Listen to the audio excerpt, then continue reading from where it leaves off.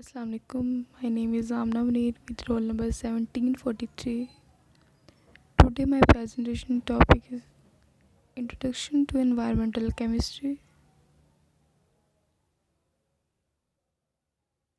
Environmental chemistry deals with the study of chemical species existing in various segments of environment, their sources, pathways, reaction and their consequences on human activities and other life forms. Basically ये हमारे पास study होती है chemical species की जो कि exist करती हैं हमारे इन्वायरमेंट में, उनके सोर्सेज क्या हैं, उनके पाथवेज, रिएक्शन और उनके ह्यूमन एक्टिविटीज़ पे क्या असरात होते हैं. ऑब्जेक्टिव ऑफ इन्वायरमेंटल एजुकेशन, इसका मकसद इन्वायरमेंटल एजुकेशन का क्या है. The main objective of this education is to enlighten the people about the importance and conservation of our environment.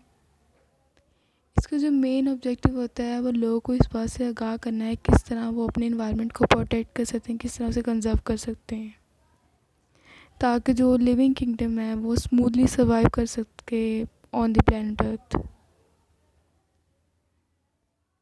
Scope of environmental chemistry.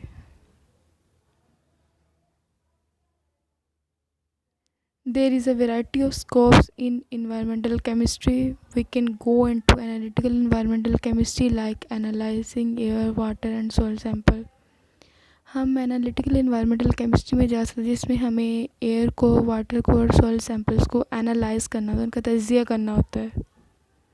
There is also the option of toxicology. हमारे पास toxicology का option भी होता है. Toxicology basically ये हमारे पास study होती है जो हमारे पास केमिकल स्पीशीज़ होती हैं उनके adverse effects on living organism, ये उसकी स्टडी होती है. Toxicology is the study of adverse effects of chemical substances on living organisms. Water treatment process is another hot topic. Environment and its segments.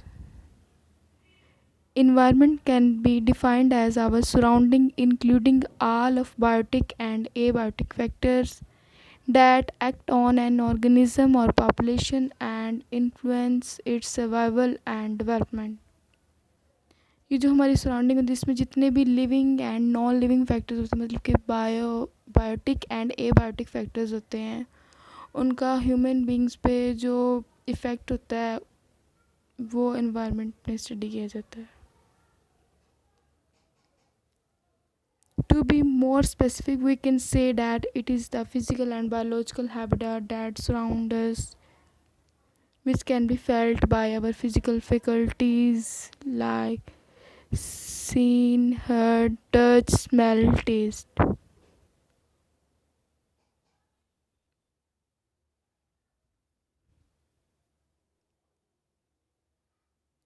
Components of environment. The important components of environment are following: biotic components, abiotic components, energy components. abiotic components, जितने भी हमारे पास non living components हैं वो सारे abiotic components होते हैं. These are non-living components that influence population size. Examples of abiotic factors are temperature, light intensity, moisture, carbon dioxide level, and pH of water and soil.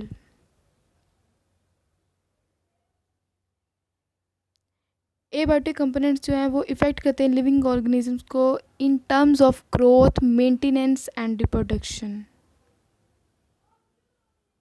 हमारा physical environment जो है वो constitute करते हैं abiotic components. Biotic components. A biotic component is any living component that affects the population of another organism. जितने भी हमारे पास living components होते हैं वो बायोटिक कंपोनेंट्स होते हैं. एक लिविंग कंपोनेंट दूसरे लिविंग कंपोनेंट को इफ़ेक्ट करता है. जिस तरह हम एनिमल्स को कंज्यूम करते हैं, एनिमल्स भी लिविंग है, हम भी लिविंग है, तो इस तरह एक लिविंग कंपोनेंट दूसरे लिविंग कंपोनेंट को इफ़ेक्ट करता है। अगर तो हमारे पास नंबर ऑफ़ प्रीडेटर्स जो हैं वो ज़्यादा हो जाएँ तो नंबर ऑफ़ प्रे वो कम हो जाएंगे।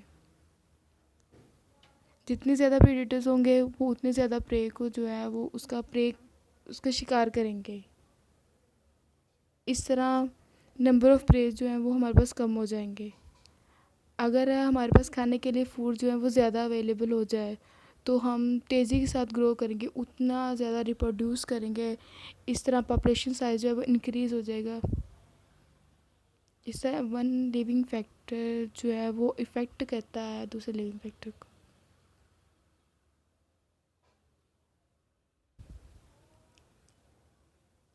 Energy components.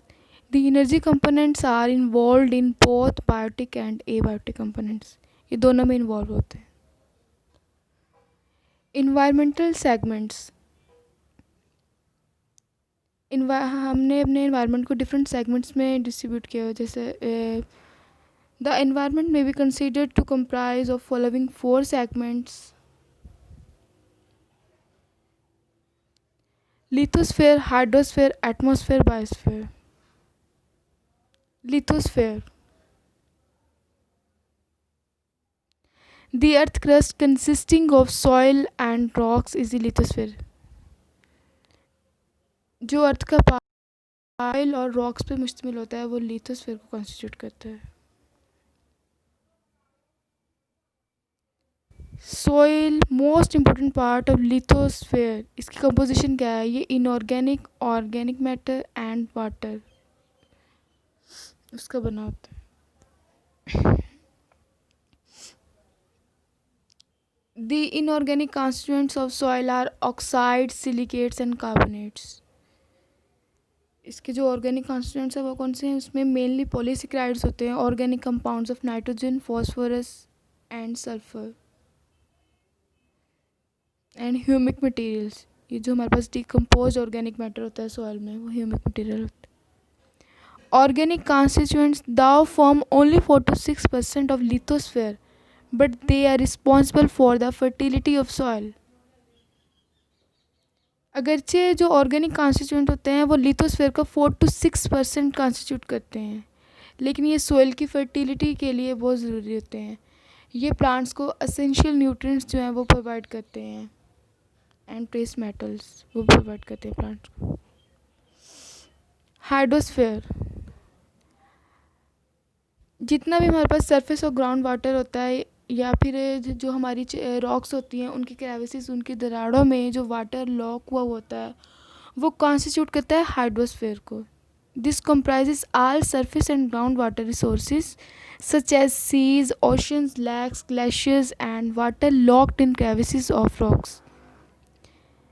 अब इन रिसोर्सेज में वाटर की डिस्ट्रीब्यूशन जो है वो इस तरह की गई है। The distribution of water among this resources following: oceans and seas 96 to 97%, glaciers and polar ice caps 2 to 3%, fresh water less than 1%. Only less than 1% of water resources are available for human exploitation. ये जो water present होता है oceans में या seize में ये इतना salty होता है कि ये ह्यूमन कंजप्शन के लिए सूटेबल नहीं होता।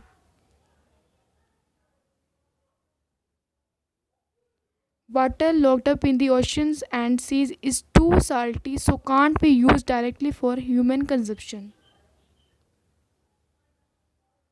Biosphere, बायोस्फीयर ये अर्थ का वो रीजन होता है जहाँ पे लाइफ एग्जिस्ट करती है। Biosphere is the region encircling the earth surface where life exist. ये एक्सटेंड करता है from 10,000 metre below sea level to 6,000 metre above sea level.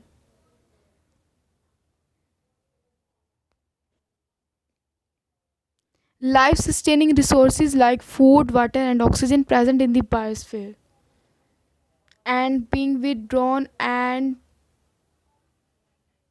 waste products are dumped. Life sustaining resources जो है वो biosphere में present होते हैं, और जो वेस्ट होता है हम उसको बायोस्फीयर में ही डंप करते हैं। एटमॉस्फेयर।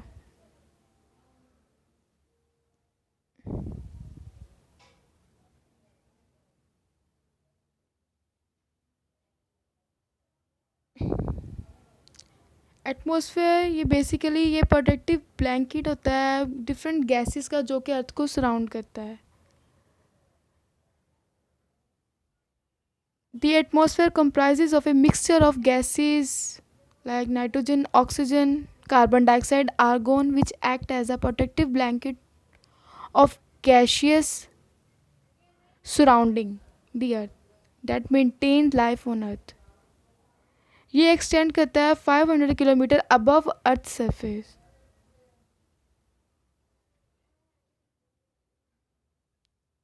जो एटमॉस्फेयर होता है ये यूवी रेज जो होती है सन से आती हैं उनको फ़िल्टर करता है ताकि वो हमारी स्किन को डैमेज ना कर सके। ये जस्ट उन रेडिएशंस को अर्थ तक पहुंचने देता है जिनकी रेंज 300 से 2500 नैनोमीटर तक होती है, या फिर रेडियो वेव्स को ये अर्थ तक पहुंचने देता है। अब इसके कंपोजिशन क्या है? Composition of atmosphere. एटमॉस्फेयर को कैटेगराइज किया गया है 3 कॉन्स्टिट्यूएंट्स में। Major components, minor components, trace components. Major components. Major components में आ जाती है nitrogen, oxygen, water vapours. Nitrogen 78.09% by volume, oxygen 20.94%, water vapour 0.1 से लेकर 5% तक। Minor components argon, carbon dioxide. Argon 0.934%, carbon dioxide 0.032%। Trace components neon 0.00182%, helium 0.000524%, methane 0.00018%, krypton 0.00011%, hydrogen 0.005%।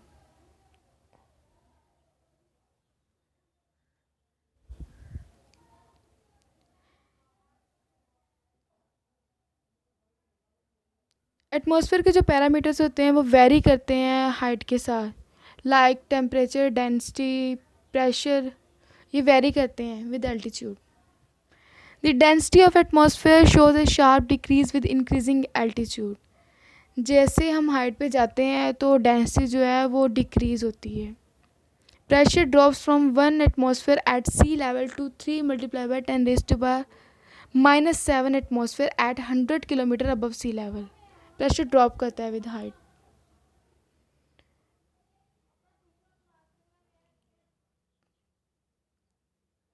Temperature भी vary करता है with height. Temperature varies from -92 degree Celsius to 1200 degree Celsius.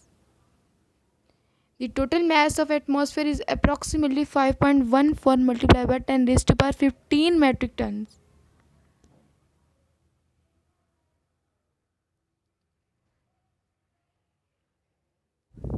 Atmosphere absorb करता है cosmic rays को जो कि हमारी outer space से आती हैं। इस तरह ये ऑर्गेनिजम्स को प्रोटेक्ट करता है from hostile outer space environment. Atmosphere absorbs most of the cosmic rays from outer space and protects the organism from their effects. Atmosphere is the source of oxygen, carbon dioxide and nitrogen. ये मेरे पास source होता है oxygen का, carbon dioxide and nitrogen gases का।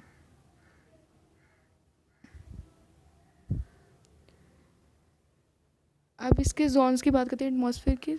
Zones of atmosphere. हमने atmosphere को 4 major Jones में divide किया है: troposphere, stratosphere, mesosphere, thermosphere. Troposphere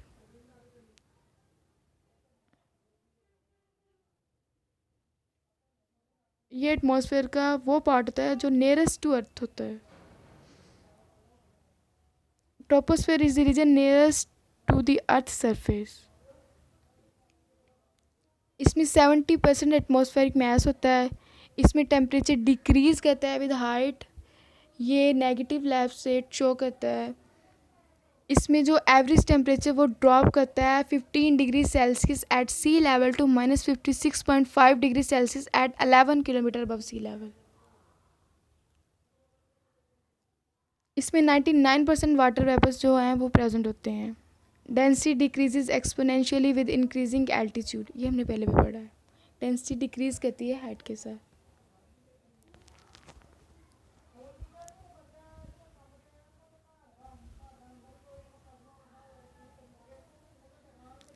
Tropopause, the cold layer at the top of the troposphere is tropopause, which is a transitional layer between troposphere and stratosphere. ये एक transitional layer होती है जो कि troposphere और स्ट्रेटोस्फेयर के दरमियान प्रेजेंट होती है। ये टेम्परेचर इन्वर्जन है उसको ये मार्क करती है। मतलब इसमें जो टेम्परेचर वो है अचानक इंक्रीज होना शुरू हो जाता है।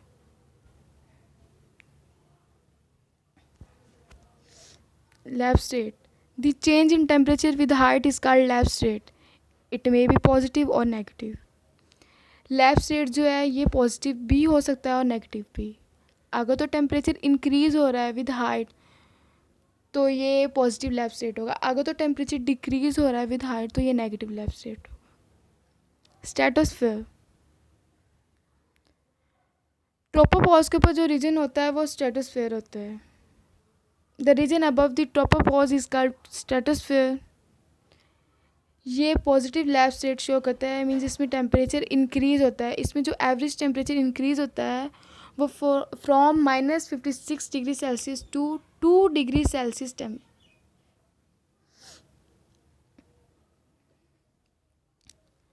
इसमें जो टेम्परेचर इंक्रीज होता है उसकी वजह यह है कि इसमें ओजोन लेयर प्रेजेंट होती है जो कि यूवी रेडिएशंस को एब्जॉर्ब करती है जो कि सन से आ रही होती है। ओजोन लेयर जो है वो प्रोटेक्टिव शील्ड बनाती है इस रीजन में। Ozone layer forms a protective shield in this region against hostile outer space environment. If the pollutants can reach into the stratosphere, they pose long-term global hazard compared to their impact in troposphere. अगर तो pollutants जो हैं वो stratosphere तक पहुंच जाते हैं तो इनका ज़्यादा नुकसान होता है एज़ कम्पेयर टू अगर ये प्रेजेंट हो in the troposphere. Stratopause,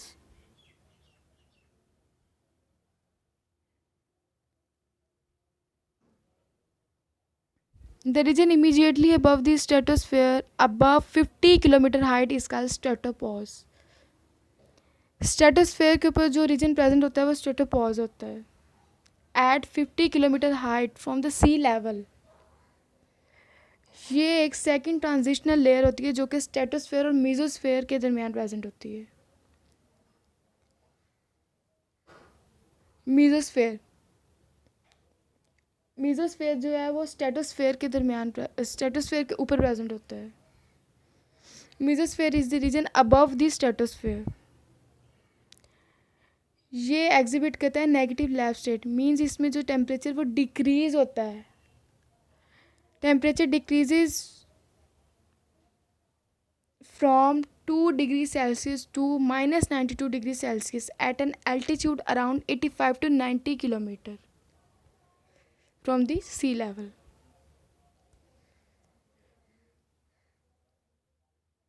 Mesopause, ये बेसिकली जो अपर पार्ट होता है मीजोस्फेयर का वो मीजोपॉज है। ये थर्ड ट्रांजिशनल लेयर होती है between mesosphere and thermosphere. Mesopause is the top of mesosphere which is the coldest temperature in atmosphere. It is the third transitional layer between mesosphere and thermosphere. Thermosphere, ये वो reason होता है जो कि mesosphere के ऊपर प्रेजेंट होता है। Thermosphere is the region above the mesosphere. इसमें जो टेम्परेचर वो इंक्रीज करता है from -92 degree Celsius to 1200 degree Celsius.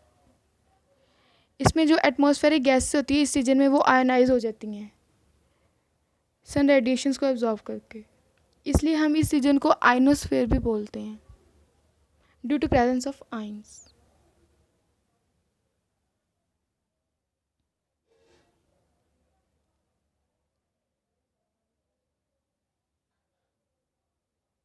Now diagrammatic representation of atmospheric segments.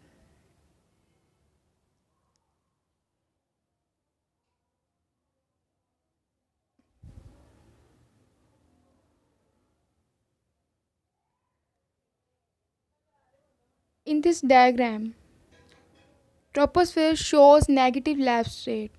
It means here temperature decreases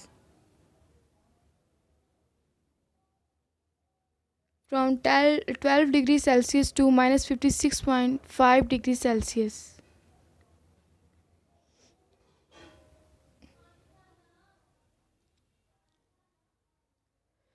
In the stratosphere,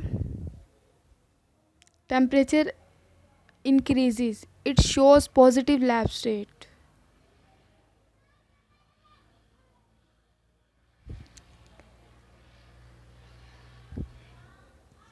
In the mesosphere, temperature again decreases.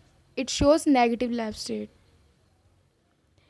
In the thermosphere, which is also called ionosphere, temperature increases abruptly up to 1200 degrees Celsius. It shows positive lapse rate. Here, atmospheric gases are ionized. This is a diagrammatic representation of atmospheric segments.